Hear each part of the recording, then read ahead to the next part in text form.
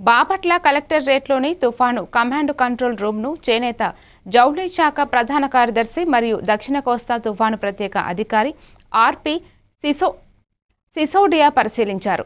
తుఫాను ఎదుర్కోవడానికి తీసుకున్న చర్యలను ప్రత్యేక అధికారికి వివరించినట్లు కలెక్టర్ వి. వినోద్ కుమార్ తెలిపారు.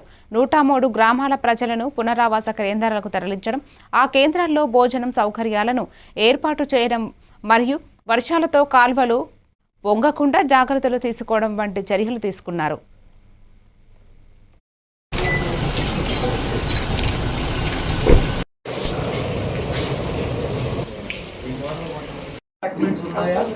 కంట్రోల్ రూమ్ స్టాఫ్ ఉన్నారు and main departments like DM&HO, medical, water supply 6 constituencies Vemuru, Repalle, Bapatla, Chirala, Kurnool, Bapatla, ఈ 4 so this is drainage system. మనకు ఈ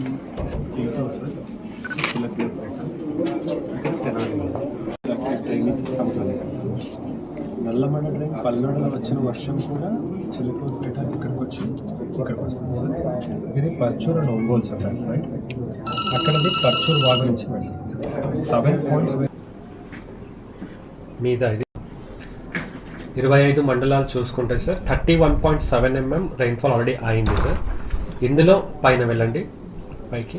highest rainfall Chinnaganjam sir, coastal, Addanki, Chirala, Cherukupalli, Korisapadu sir.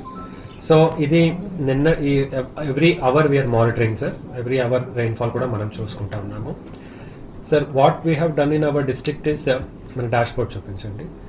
So we have done preparedness కోసం ఈ ఆల్ రిసోర్సెస్ని మనం తెచ్చుకున్న డేటాని ఒక గూగుల్ షీట్లో పెట్టి దాని ఒక డాష్ బోర్డ్ విజిబిలిటీ ఇచ్చాం సార్.